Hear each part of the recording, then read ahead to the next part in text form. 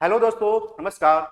स्वागत है आप सभी का रैंकर्स एजुकेटर्स के इस ऑनलाइन लर्निंग प्लेटफॉर्म पे, जहां पर मैं आज आपको 2025 का PYQ कराने वाला हूं।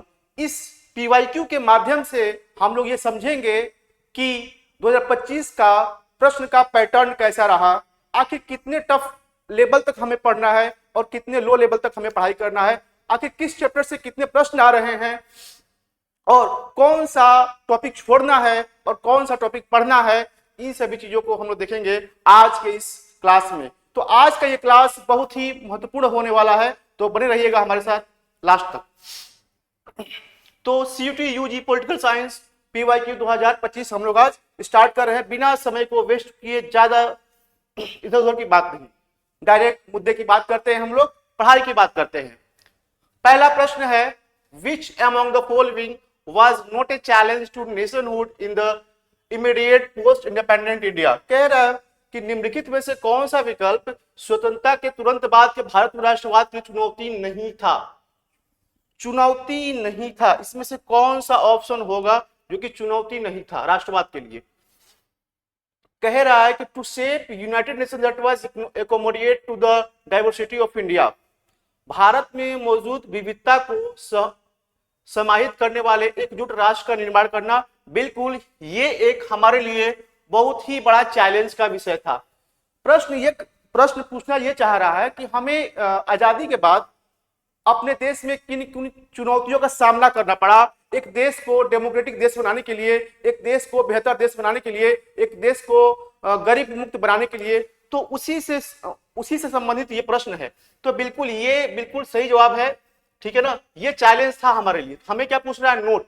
याद रखना क्वेश्चन में नोट दे रखा है, नोट ए चैलेंज, चैलेंज नहीं है। तो जो चैलेंज है उसे हम लोग सही कर ले रहे हैं और जो चैलेंज नहीं होगा उसे हम लोग क्या कर लेंगे, गलत कर लेंगे, ठीक है। नेक्स्ट कह रहा है, to restructure its economy through structural adjustment programme. Okay, कह रहा है कि संरचनात्मक समायोजन कार्यक्रम के माध्यम से अपनी अर्थव्यवस्था का पुनर्गठन करना। नेक्स्ट बात कर रहा है, to develop democratic practices in accordance with the constitution. बिल्कुल ये सही जवाब है, मतलब ये भी सही कह रहा है कि हमें ये काम करने थे। To evolve policies that address economic development and eradication of poverty. बिल्कुल गरीबी को दूर करने का एक बहुत बड़ा समस्या, एक बहुत बड़ा चैलेंज था हमारे नेताओं के पास, तो ये भी सही जवाब है। तो सही जवाब इसमें से कौन सा नहीं है, तो ये वाला जो ऑप्शन नंबर बी है ये सही जवाब है। ये चैलेंज नहीं था, तो पहला और सी वाला और डी वाला ये तीनों ही क्या थे यहाँ पे हमारे लिए बहुत बड़े चैलेंज थे उस समय, ठीक है। ऑप्शन नंबर बी इसका सही जवाब होगा, ये चैलेंज नहीं था। ऐसे प्रश्न आ रहे हैं, ये चैप्टर नंबर 1 से ही है। पहला चैप्टर उठाओगे, स्टार्ट होता है यहीं से कि क्या क्या चैलेंजेस थे नेशन बिल्डिंग में हमारे लिए। तो पहला चैप्टर, पहला प्रश्न यहां से, ठीक है।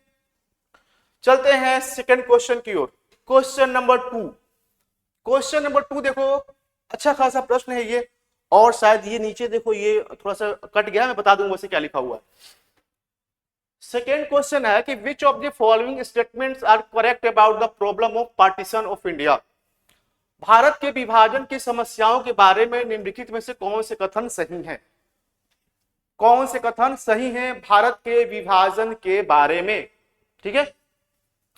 चलिए बात करते हैं कौन कौन सा सही जवाब है। करेक्ट स्टेटमेंट देखना है किसके बारे में, प्रॉब्लम ऑफ पार्टीशन, जो हमारे देश का बंटवारा हो रहा था उसके लिए क्या क्या बातें प्रॉब्लमेटिक थी। तो प्रॉब्लमेटिक बातों को हमें देखना है। तो पहला दे रखा है कि there was no single belt of Muslim majority area in British India. There was no single belt of Muslim majority area in British India. तो ये कह रहा है कि नोट प्रॉब्लम, तो बिल्कुल ये एक प्रॉब्लमेटिक चीजें थी। ये क्या थी, प्रॉब्लमेटिक चीजें थी कि कोई भी ऐसा बेल्ट नहीं था जहां पर कि सिर्फ और सिर्फ मुस्लिम ही हो। मान लो कोई एक राज्य है, जैसे कि अगर हम लोग बंगाल की ही बात कर ले, है ना, और या फिर पंजाब प्रांत की बात कर ले, पाकिस्तान की ही आज का प्रांत का बात कर ले, वहां भी हिंदू पॉपुलेशन थी। कोई डिस्ट्रिक्ट, एक स्टेट में कोई डिस्ट्रिक्ट ऐसा था जिसमें ज्यादातर हिंदू थे। तो ऐसा कोई भी स्टेट नहीं था जहां पर सिर्फ और सिर्फ मेजोरिटी बेल्ट है मुस्लिमों की। तो this was a major challenge, और ये क्या था, एक चैलेंज था। तो ये क्या हो गया, सही जवाब हो गया। सेकंड देखते हैं, Khan Abdul Ghaffar Khan of north east. एक थोड़ा सा इसमें मैं करेक्शन करना चाहूंगा, यहाँ पर ईस्टर्न को काट करके आप लोग वेस्टर्न कर लोगे। क्या कर लोगे? ईस्टर्न काट करके वेस्टर्न कर लोगे। ठीक है, ये वेस्टर्न से थे भाई, ईस्टर्न से नहीं थे, ये वेस्टर्न से थे, वेस्टर्न फ्रंटियर प्रोविंस, है ना।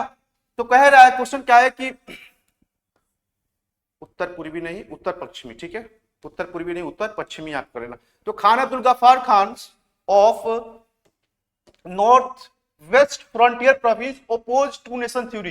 तो ये बिल्कुल सही है कि खान अब्दुल गफ्फार खान ने टू नेशन थ्योरी को काफी ओपोज किया था। ये नहीं चाहते थे कि देश हमारा विभाजन हो, ठीक है ना। तो ये भी क्या है, ये भी प्रॉब्लमैटिक चीजें थी कि ये नहीं चाह रहे थे कि हमारा देश क्या हो, बटे।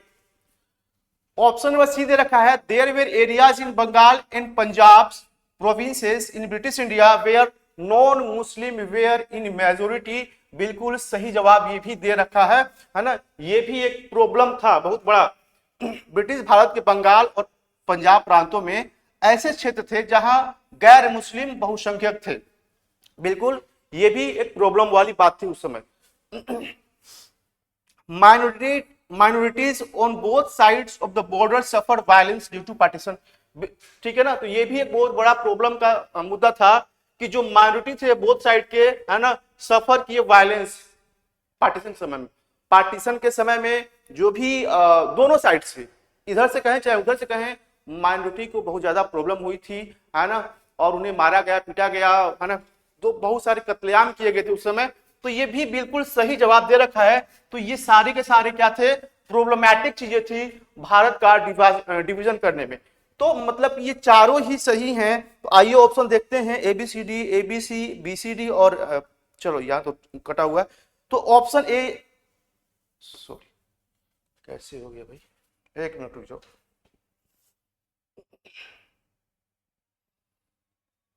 कैसे आया भाई, चलो ठीक है। Option number A is the right answer. A B C D सब का सब क्या है यहां पे, बिल्कुल सही जवाब है। A B C D is the right answer. चलते हैं क्वेश्चन नंबर 3 की ओर। क्वेश्चन नंबर 3 कह रहा है कि which of the following part of the Indian constitution is related to the directive principle of state policy. कह रहा है कि भारतीय संविधान का निम्नलिखित में से कौन सा भाग राज्य के नीति निर्देशक तत्व सिद्धांतों से संबंधित है। तो आप लोगों ने पढ़ा होगा कि directive principle of state policy को हमने कहां से ले रखा है, आयरलैंड से। आयरलैंड मतलब कि आयरिश संविधान से हमने DPSP directive principle of state policy को ले रखा है। और ये किस में है, तो ये है पार्ट 4 में। किस पार्ट में है, part 4 of the Indian constitution. Part 3 की बात करें तो यहां पर क्या है, फंडामेंटल राइट। क्या है इसमें, फंडामेंटल राइट है इसमें, ठीक है। क्या इसमें, फंडामेंटल राइट है इसमें, फंडामेंटल राइट, मौलिक अधिकार। पार्ट 4 में क्या हो गया, हमारा डीपीएसपी हो गया। पार्ट 5 में यूनियन के बारे में है, पार्ट 5 में यूनियन के बारे में है। पार्ट 6 में क्या है, स्टेट के बारे में है। यहाँ पे आर्टिकल 52 से 151 तक, 52 से 151 तक आर्टिकल आता है, ठीक है ना। अगर हम बात करें फंडामेंटल राइट्स की बच्चों, अगर बात करें फंडामेंटल राइट की, तो फंडामेंटल राइट में आर्टिकल कहां से कहां तक, 12 से 35 तक। कहां से कहां तक, 12 से 35 तक, ठीक है। अगर बात करें हम पार्ट 4 की, पार्ट 4 की अगर हम बात कर रहे हैं यहाँ पर, तो ये आर्टिकल कहां से कहां तक है, आर्टिकल की बात करें यहाँ पर, आर्टिकल की बात करें तो ये है आर्टिकल नंबर 36 से 51 तक। आर्टिकल नंबर 36 से 51 तक याद रखिएगा, बहुत ही इंपोर्टेंट है। कहां के संविधान से लिया हमने, तो आयरलैंड। कहां से लिया हमने, Ireland, Irish constitution, Irish constitution से हमने लिया इसको, ठीक है। आयरिश कॉन्स्टिट्यूशन से ये चीजें हमने ली थी। समझ में आई बात। पार्ट 5 मैंने बता दिया, यूनियन के बारे में डिस्कस है। यूनियन का मतलब क्या, पार्लियामेंट के बारे में होगा, प्रेसिडेंट के बारे में होगा, वाइस प्रेसिडेंट के बारे में होगा, अटॉर्नी जनरल के बारे में होगा, ठीक है। और सुप्रीम कोर्ट के बारे में भी इसी में आ जाता है, ठीक है। तो ये सभी आर्टिकल्स 52 से लेकर के 151 के बीच के सभी आर्टिकल है। समझ में आ रही बात, ओके। तो चलते हैं आगे हम लोग नेक्स्ट क्वेश्चन की ओर। Question number 4। क्वेश्चन नंबर 4 क्या कह रहा है, the first general election was held in India between. पहला जो आम चुनाव हुआ था भारत में वो कब से कब तक हुआ, कब से कब तक पहला भारत में चुनाव हुआ था? ऑप्शन दे रखा है 1951 से 1952, बी दे रखा है 1952 से 53, सी दे रखा है 1953 54 और 54 55 दे रखा है। ठीक है, तो यहाँ पे जो सही जवाब होगा वो क्या होगा? Option number A 1951 to 1952 first general election हुआ था भारत में। ठीक है ना, 1951 में अक्टूबर शुरू हुआ था, अक्टूबर 1951 से शुरू हुआ था। ठीक है, कब तक चला था? तो फरवरी 1952 तक चला था, 1952 फरवरी तक चला था। ये समझ में आ रही बात? 1951 अक्टूबर शुरू हुआ और चला कब तक? 52 में। जो मेजोरिटी इलेक्शन हुआ था 1952 में ही हुआ था, ज्यादातर जो जहां पे इलेक्शन हुआ था वो 1952 में ही ये इलेक्शन हुआ था। 17 करोड़, है ना, 17 करोड़ लोगों ने पार्टिसिपेट किया था इस इलेक्शन में। 17 करोड़ लोग उस समय इस इलेक्शन में पार्टिसिपेट किया था। याद रखिएगा इसको। अगर बात करें पहले प्रधानमंत्री तो जानते ही हो, जवाहरलाल नेहरू। ठीक है, जवाहरलाल नेहरू बने। ठीक है, नेहरू जी बने। और बात करें अगर कि इलेक्शन कौन कराता है भाई, इलेक्शन कौन कराता है? इलेक्शन तो कौन कराएगा? इलेक्शन कमीशन ऑफ इंडिया, है ना, election commission of India, election commission of India, election commission of India. कौन थे उस समय? उस समय कौन थे? सुकुमार सेन। कौन थे? सुकुमार सेन। याद रखिएगा, सुकुमार सेन। समझ में आ रहा बात? सुकुमार सेन को याद रखिएगा। पहले इलेक्शन कमीशन, है ना, फर्स्ट इलेक्शन कमीशन कौन थे? एस सेन कहीं लिखे आता है, सुकुमार सेन मैंने पूरा नाम लिखा है। ठीक है, एस सेन याद रखिएगा, सुकुमार सेन के नाम याद रखिएगा, बहुत ही इंपोर्टेंट है ये। पहले थे ये, इसलिए नाम क्या हो जाता है? बहुत ज्यादा महत्वपूर्ण हो जाता है। ठीक है, 1951 से 1952 तक ये पूरा चला था, काफी लंबा चला था। एक बात मैं और बता देना चाहता हूं, जो पहला चुनाव चल रहा था, स्टार्टिंग वर्षों में जब चुनाव चल रहे थे, ठीक है, तो याद रखिएगा कि जो सेंटर का इलेक्शन और लेजिस्लेटिव असेंबली का इलेक्शन, लेजिस्लेटिव असेंबली का इलेक्शन, दोनों के इलेक्शन, ठीक है ना, साथ में चलते थे, है ना, दोनों के इलेक्शन साथ में ही होते थे, सेंटर के भी और लेजिस्लेटिव असेंबली के भी। आज तुम देखते हो कि विधानसभा के इलेक्शन किसी राज्यों में कभी हो रहा है, किसी राज्यों में कभी हो रहा है, किसी राज्यों में कभी हो रहा है, लेकिन ऐसा पहले नहीं था। शुरुआती दौर में क्या था? केंद्र के इलेक्शन और राज्यों के इलेक्शन, मतलब पूरा भारत का इलेक्शन एक साथ हो जाता था। पूरे भारत का इलेक्शन क्या होता था? एक साथ होता था। तो ये काफी समय लगता था उस समय। ठीक है, चलिए चलते हैं आगे अगले प्रश्नों की ओर।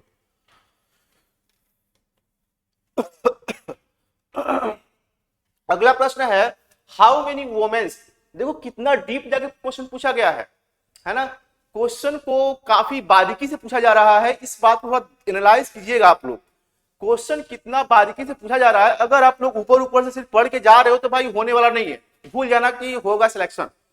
बिल्कुल मैं बता रहा हूं कि अगर आप ऊपर ऊपर से पढ़ के जा रहे हो तो ये भूल जाना कि सिलेक्शन भी होने वाला है, क्योंकि क्वेश्चन देखो कैसे पूछ रहे हैं कि how many women were not recording the first draft of the electoral rolls. कितनी महिलाओं का मतदाता सूची के पहले मसौदे में कितनी महिलाओं के नाम दर्ज नहीं किए गए थे। क्या बात है भाई।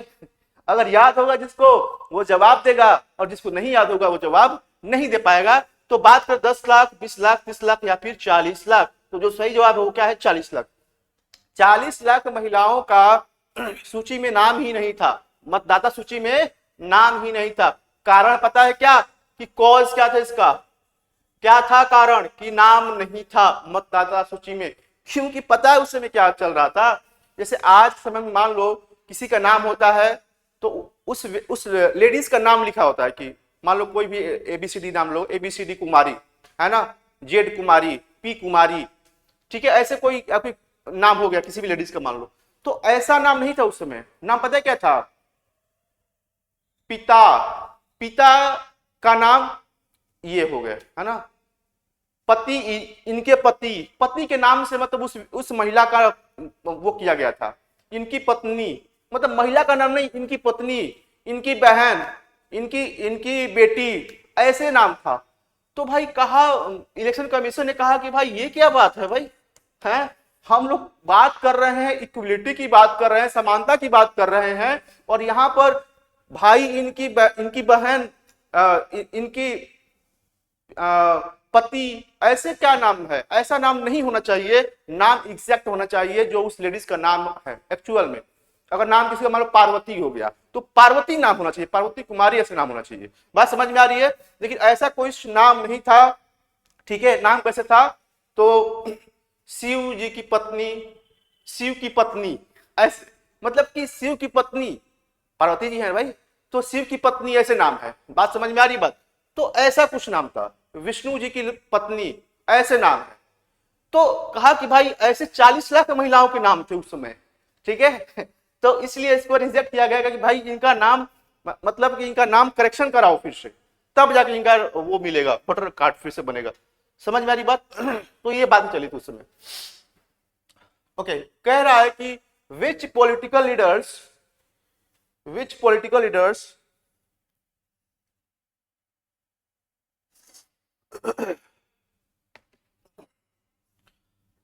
political leaders did not participate in any of the Independence Day celebration on 15 अगस्त 1947। कह रहे कि इनमें से कौन से राजनीतिक नेता ने 1947 में जब देश आजाद हुआ था हमारा, तो उन्होंने भाग नहीं लिया था, उस समारोह में भाग नहीं लिया था। जवाहरलाल नेहरू, बी आर अम्बेडकर, वल्लभ भाई पटेल या फिर महात्मा गांधी जी, एम के गांधी। तो क्या होगा सही जवाब? बिल्कुल, तो सभी ने भाग लिया था, इन्होंने भी लिया था, इन्होंने भी लिया था, इन्होंने भी लिया था। तो इसका सही जवाब है महात्मा गांधी। महात्मा गांधी जी उस समय भाग नहीं लिए थे। महात्मा गांधी को बहुत ही पीड़ा हो रही थी, दर्द हो रही थी, क्योंकि हमारा देश क्या हो रहा था, दो भागों में टूट रहा था। इस वजह से गांधी जी उस समय कहां थे? गांधी जी उस समय कोलकाता में थे। कहां पे थे? कलकत्ता में थे। गांधी जी उस समय कहां थे? कलकत्ता में थे गांधी जी। और उस दिन वो फास्ट रखे थे, उपवास थे। क्या थे वो? फास्ट थे, उपवास रखा था उन्होंने। समझ में आ रही बात? तो गांधी जी काफी दुखी थे भाई, हमारा जब देश दो भागों में टूट रहा था। तो ठीक है, चलिए चलते हैं अगले प्रश्नों की ओर, नेक्स्ट क्वेश्चन की ओर चलते हैं हम लोग। अगला जो प्रश्न है, which initiative was launched by the government between 1987 and 1991 that involved campaign for development। Hindi वाले बच्चे देख ले, 1987 और 91 के बीच सरकार द्वारा कौन सी पहल शुरू की गई थी जिसमें विकास के लिए अभियान शामिल थे? विकास के लिए अभियान शामिल थे, ठीक है ना। कौन सा किया गया था प्रोग्राम या फिर इनिशिएटिव? डेवलपमेंट आउटकम प्रोग्राम नहीं भाई। कमराज प्लान बिल्कुल नहीं। न्यू डेमोक्रेटिक इनिशिएटिव बिल्कुल। तो 87 से 91 के बीच में जो शुरू हुआ था वो क्या था? न्यू डेमोक्रेटिक इनिशिएटिव शुरू की गई थी। याद रखिएगा, option number C is the right answer. Option number C is the right answer. इसका बिल्कुल सही जवाब है ऑप्शन नंबर सी। ठीक है, चलते हैं अगले प्रश्नों की ओर। अगला प्रश्न आप लोग के सामने, operation flood deals with. Operation flood किसके बारे में बता रहा है? ऑपरेशन फ्लड निम्नलिखित मामलों से संबंधित है। किससे संबंधित है ऑपरेशन फ्लड? तो आप लोग शायद पढ़े भी होंगे कि ऑपरेशन फ्लड किससे संबंधित है। तो nation wide milk grid, flood management in Bihar, increasing wheat production in Punjab and Haryana, investing foods crisis in lower Assam. तो क्या होगा इसका सही जवाब? हिंदी वाले बच्चे इधर भी पढ़ेंगे भाई, है ना। मैं थोड़ा हट जा रहा हूं ताकि हिंदी वाले बच्चों को ज्यादा परेशानी ना हो, कि हिंदी वाले परेशान हो जाते हैं बच्चे बहुत जल्दी। ठीक है, पढ़ लिया होगा आप लोगों ने बिल्कुल। तो बात करें अगर हम लोग कि ऑपरेशन फ्लड, तो ऑपरेशन फ्लड है नेशन वाइड मिल्क ग्रिड से, राष्ट्रव्यापी दूध ग्रिड से, क्योंकि दूध उत्पादन, दूध की बहुत ही क्राइसिस चल रही थी उस समय, दूध की बहुत ही कमी थी हमारे यहाँ। तो दूध की कमी को पूरा करने के लिए ये चला गया नेशन वाइड मिल्क ग्रिड, ठीक है ना। तो याद रखिएगा 1970 में, कब ये शुरू हुआ इनिशिएटिव? 1970 में, 1970 में। और ये क्या है? Operation flood. ठीक है, ऑपरेशन फ्लड का नाम याद रखिएगा 1970। क्या आपको पता है कि इससे संबंधित व्यक्ति कौन है?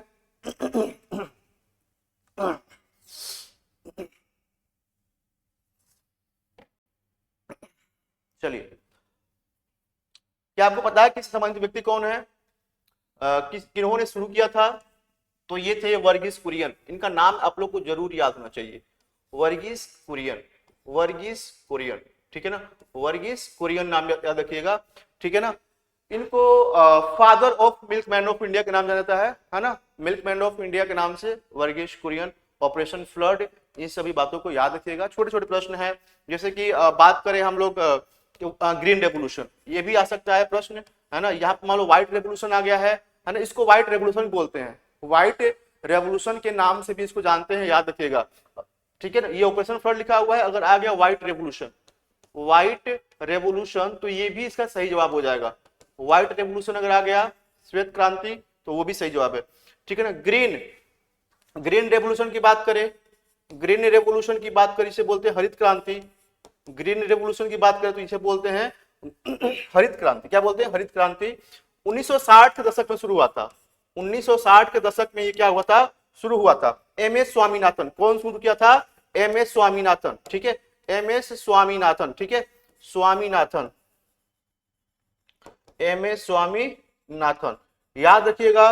ग्रीन रेवोल्यूशन, है ना, हरित क्रांति के पितामह भारत के कौन है भाई? M S Swaminathan. और वर्गीस कुरियन, व्हाइट रेवोल्यूशन, याद रखिएगा। दोनों ही महत्वपूर्ण प्रश्न है ना। और 70 में ये और 60 के दशक में ये। ओके, चलते हैं अगले प्रश्नों की ओर। अगला प्रश्न है ये रहा। अगला प्रश्न कह रहा है कि which of the following provision of the Indian constitution deal with promoting international peace and security. देखो, अभी तक हम लोग जितने प्रश्न किए हैं, आप लोग को पता है कि पॉलिटिकल साइंस में 2 किताबें हैं, 2 बुक हैं, एक है इंडियन पॉलिटिकल साइंस और एक है वर्ल्ड के बारे में पूरा है। तो ये जो प्रश्न अभी आ रहा है वो इंडिया की पॉलिटिक्स से आ रहा है, मतलब कि सिंस इंडिपेंडेंस 1947 के बाद जो भी घटनाएं घटी, भारत में कैसे पॉलिटिकल प्रोग्रेस हुए, कैसे भारत का विकास हुआ, ये सभी बातों को पहली बुक में, इस बुक में दर्शाया गया है, ठीक है ना। और उसी से पहली बुक से ये प्रश्न आ रहा है इंडियन पॉलिटिक्स से, ठीक है ना, इंडिया सिंस इंडिपेंडेंस के बाद से ये सभी प्रश्न बन रहे हैं, ठीक है। तो कह रहे हैं following provision of Indian constitution deal with the promoting international peace. इसमें से कौन सा जो प्रोविजन है, प्रावधान है, जो कि बात कर रहा है किसके बारे में? इंटरनेशनल पीस, है ना, अंतरराष्ट्रीय शांति और सुरक्षा को बढ़ावा देने से संबंधित कौन सा आर्टिकल है? तो ये है डीपीएसपी का आर्टिकल। किसका है ये? डीपीएसपी। मैंने अभी बताया आप लोग को डीपीएसपी के बारे में, directive principle of state policy, राज्य के नीति निर्देशक तत्व के बारे में। आर्टिकल नंबर मैंने बताया आप लोग को 36 से 51। और जो अंतिमवा जो आर्टिकल है, आर्टिकल नंबर 51, यही क्या है? यही है इंटरनेशनल पीस। यही क्या है? इंटरनेशनल पीस संबंधित है आर्टिकल नंबर 51। तो आर्टिकल नंबर 51 को आप लोग ऐसे टिक मारोगे, ये क्या है? हमारा सही जवाब है। इंटरनेशनल पीस की बात करता है article number 51। DPSP part number मैंने बताया था, पार्ट नंबर 4। पार्ट नंबर किसमें है? 4th पार्ट में है, ठीक है, याद रखिएगा। आर्टिकल 21, आर्टिकल 21 क्या कहता है भाई? 21 किसके बारे में बात कर रहा है?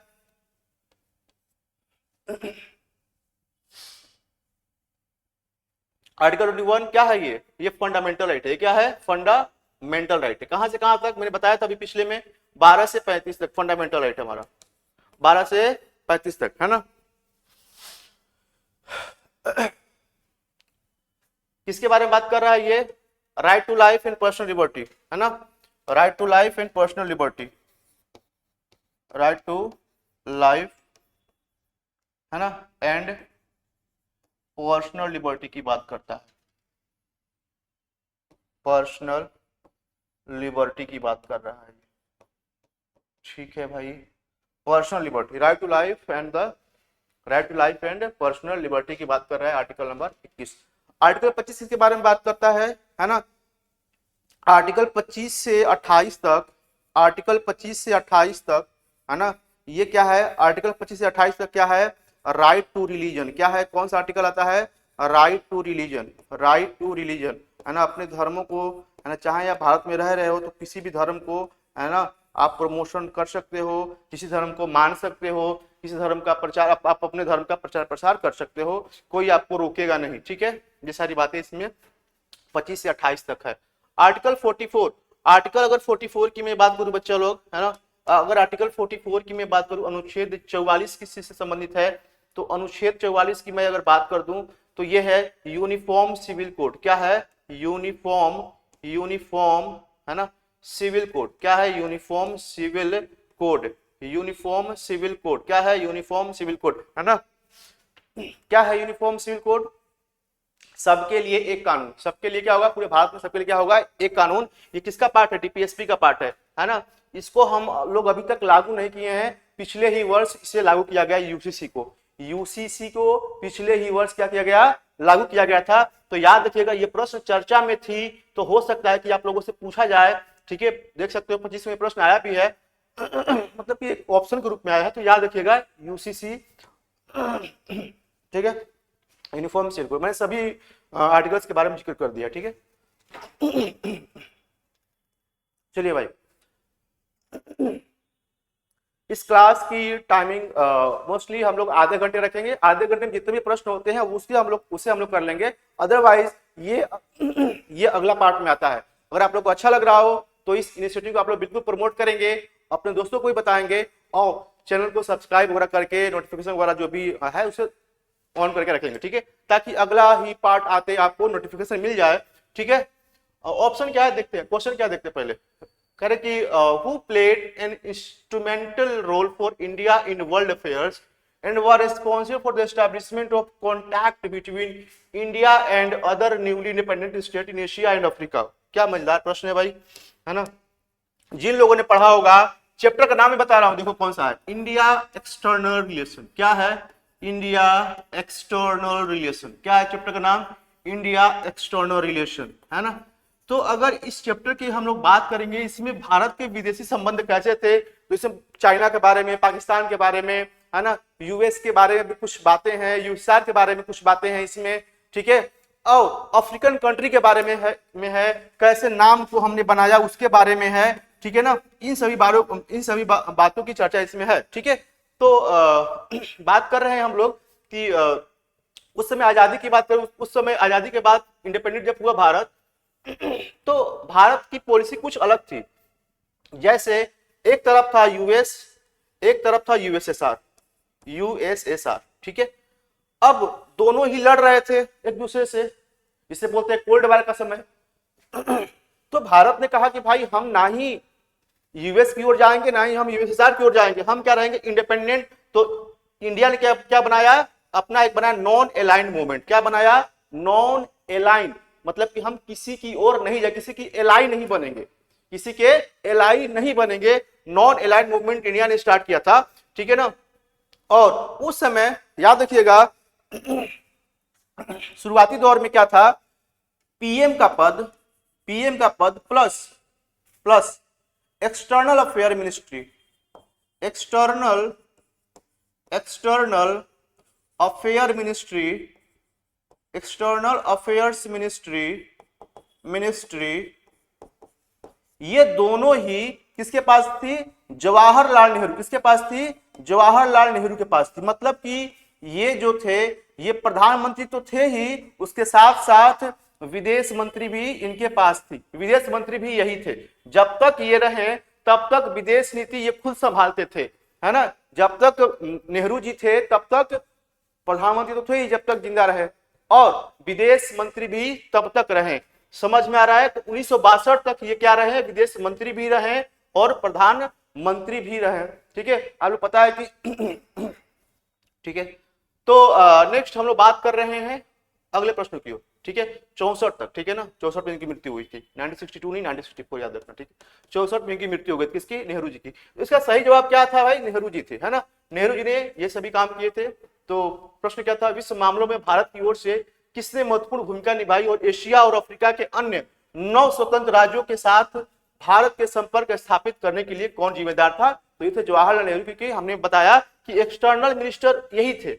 तो पता है कि ये सारे जो मामले होते हैं विदेशी संबंध कौन करता है? ये एक्सटर्नल अफेयर्स मिनिस्ट्री के पास ही क्या होते हैं? सारे विदेशी संबंध होते हैं। कैसा विदेशी संबंध होना चाहिए, सब एक्सटर्नल अफेयर्स मिनिस्ट्री ही देखती है। ठीक है, तो option number A is right answer. I hope कि 30 मिनट एबव हो चुकी है, तो इस क्लास को मैं यहीं पे 10 क्वेश्चन हो चुका है, अगले पार्ट में मिलते हैं। थैंक यू आज के लिए।